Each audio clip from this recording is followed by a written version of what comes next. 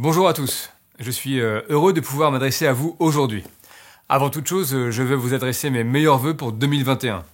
Que cette année nous permette collectivement d'entrevoir le bout de la crise sanitaire, qu'elle nous permette de renforcer le partenariat entre l'État et les collectivités, qu'elle soit l'occasion de faire émerger des projets de mobilité innovants, propres et inclusifs. L'année qui vient de s'achever a été difficile, mais je tiens à vous remercier, élus, autorités organisatrices de la mobilité, car vous avez su adapter l'offre de transport et mettre en place des protocoles sanitaires stricts avec une réactivité et une coopération qui forcent l'admiration. Face à la chute des recettes, l'État a été à vos côtés et continuera de l'être tant que le virus ne sera pas derrière nous. Malgré tout, il est crucial de préparer l'après. Et l'après se prépare évidemment dès maintenant. En matière de mobilité, 2021 sera une année clé. Alors que la loi d'orientation des mobilités a été promulguée il y a 1 an, nous devons pleinement nous emparer des opportunités qu'elle nous offre. La LOM, c'est une ambition, celle d'améliorer concrètement les déplacements du quotidien pour tous et partout, de rendre les transports plus simples, moins coûteux et plus propres.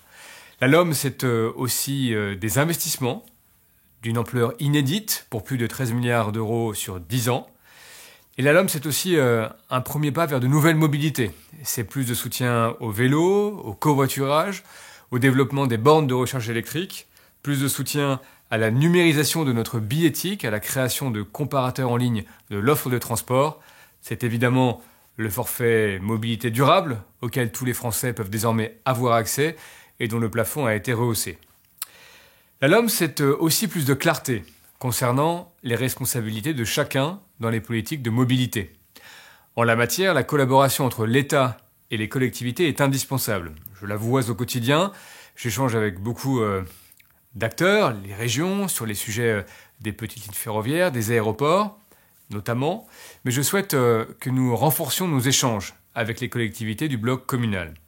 Car c'est vous qui êtes les premiers concernés, les premiers engagés pour développer ces nouvelles formes de mobilité. D'ici au 31 mars, les communautés de communes auront un choix important à faire, celui de s'emparer ou non de la compétence mobilité. Notre objectif, c'est d'en finir avec ces zones blanches de la mobilité. Et en devenant autorité organisatrice de celles-ci, les intercommunalités pourront développer de nouveaux modes de transport locaux. Par exemple, une desserte régulière vers les gares routières ou ferroviaires, une plateforme de covoiturage ou encore un garage solidaire. Je veux être clair, il ne s'agit pas de remettre en cause ce qui fonctionne déjà. Je le dis aux régions, votre offre de transport existante ne sera évidemment pas déstructurée, vous continuerez à organiser les services non urbains et scolaires.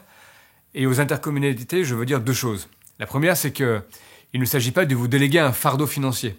En cas de service régulier, vous pourrez mettre en place le versement mobilité. La deuxième chose, c'est que la nouvelle offre de transport ne devra pas nécessairement être lancée au 31 mars. Chacun pourra aller à son rythme. Donc à tous les élus communaux, je le dis avec conviction, saisissez cette occasion. Et pour vous y aider, de nombreuses aides sont déjà en place. Des appels à projets ont été lancés.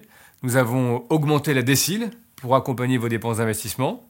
Les cellules régionales de France Mobilité sont là pour vous épauler. Et grâce au plan de relance, près de 1,2 milliard d'euros sur 2 ans seront dédiés à vos projets de pistes cyclables, de pôles multimodaux ou encore nouveaux réseaux de bus.